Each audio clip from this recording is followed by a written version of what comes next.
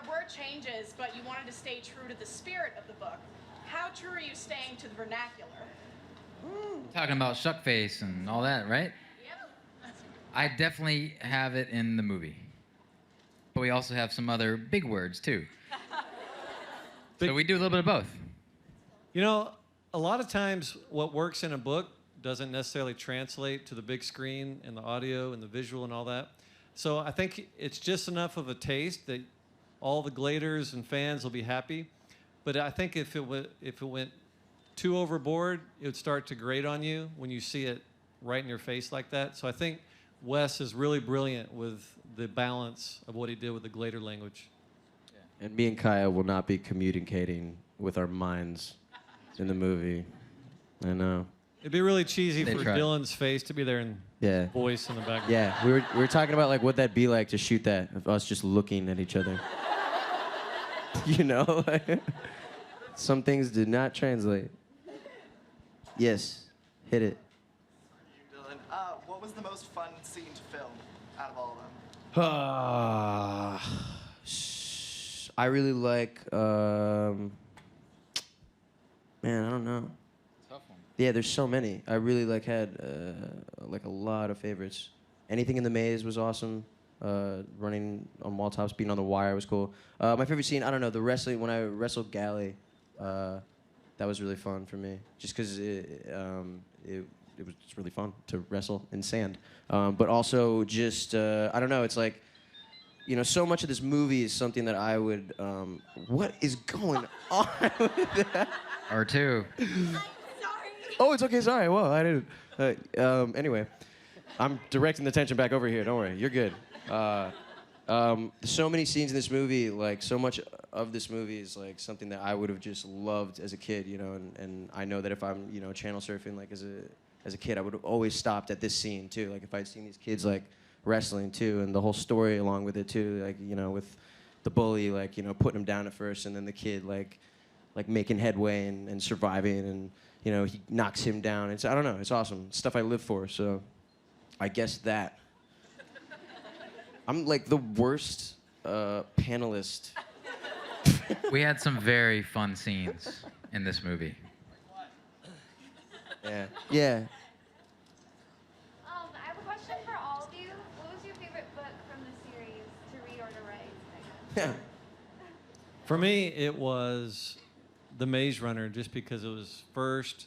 I actually spent years on it, so it just feels like more of a true creation. So it'll probably always be my favorite. I think me too. I think The Maze Runner, because the idea that I fell in love with was just this idea that you come up in this box, you don't have any of your memories, and the whole story is about, like, who am I? Why was I put here? Who put me here? And what the hell's outside those walls? I think that's... I asked all those questions in the first scene. Yeah. And I told them to read the script. But just that kind of central mystery driving a story is so powerful. And that once you finish that, and then you get into kind of the deeper mysteries, you kind of already know now then what Wicked is. But that first initial mystery I thought was so compelling. Yeah, Maze Runner for me, because I'm obsessed with it. That's all I'm thinking about right now is Maze Runner. So that's the one right now.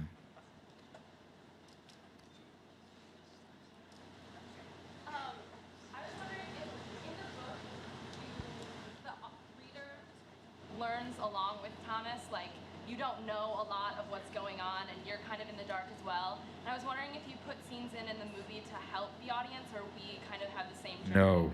Right? From the very first scene that got me thinking about directing this movie was the very opening. And that was Thomas's trip up in the elevator and him being deposited out in the glade and meeting all these boys. And I loved the idea of the audience being experiencing the movie through his eyes. So everything in the movie is told from his point of view. I very rarely break that point of view.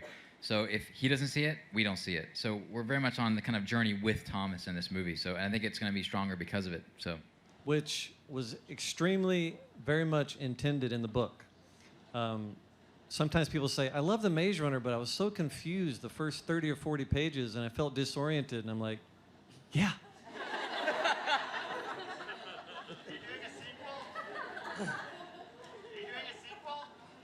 The sequel? What about it? Are you doing one? A sequel to the. Like a movie sequel? Oh, Yes, absolutely. it's called The Scorch Trial. Sorry. We don't know. This one is a buy tickets. Yeah, go buy tickets. Buy a lot. Buy 2 or 3. Who's going on opening night? That's the How much is that in box office right there? We'll probably give out free tickets. And We just might make it. nothing. Go ahead. Yeah.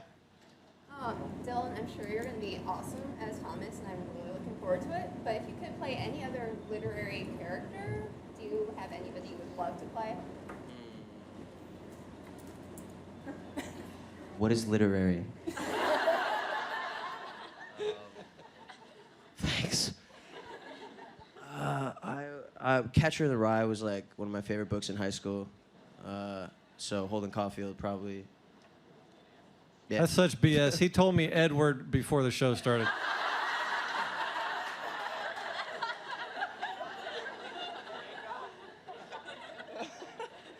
Go ahead. Is the prequel going to be like involved in like the movie like Maze Runner? What's that? Like is the prequel? Oh, the prequel. Is it going to be involved in like the first movie, like as a backstory? No. Not really. I could say from Not in any having. significant way. But not that we didn't use. We read all the books, and any changes that we made were influenced by what we learned throughout the entire mythology. So, if it's in there, it's just because it's in our brains already. Go ahead. Yeah, sure. Like what? Do it. Just jump up. People should just jump up. Yeah, that's what it should be. Oh, for now. don't tell him that. Let's do that. School. Sorry, I'm kind of sick, but Oh. actually, like, I was at the ER yesterday, and I lied to them, and I told them my dog died, so I could come here today. What? For those of you who didn't hear, she lied and said her dog died, so they'd give her a ticket today. That is the sweetest thing that anyone's ever said to us. Okay, so I actually haven't read The Maze Runner because I'm a woman and we don't know how to read, but Nice. but I like the trope of like teenagers killing each other because it's really fun. But I was wondering, what sets The Maze Runner apart from like the Hunger Games or even like Battle Royale or like any other? Battle Royale. Battle Royale is awesome. Because it's not kids killing each other. It's kids like. It's about surviving. It's about family. I think that Yeah. That's a giant Yeah. difference. It's different. dying. What's that? I mean, that's the biggest difference is, yeah, our kids are trying to help each other get through a situation. There's no contest to kill each other or anything like that. If anything, I think the cool thing for me, at least, about your book was that these kids have been put there by adults and they have to figure their own way out. And they have to kind of solve a problem that adults have put in front of them. And I think that's what's fun about it. And this will sound cheesy, but it's kind of my anti-Lord of the Flies because in Lord of the Flies, these guys just turn into animals and turn against each other and get worse and worse and worse. And I don't think humans are like that. So in the Maze Runner, they actually get more ordered and more lawful and more determined, and they start working harder and harder. And some really, really bad things happen to Dylan and everybody else. But they never quit, and you'll see what happens. Kind of like making the movie. Jump up. Oh. Yes. All right. It's gonna get exciting now. It's like a new game that we discovered.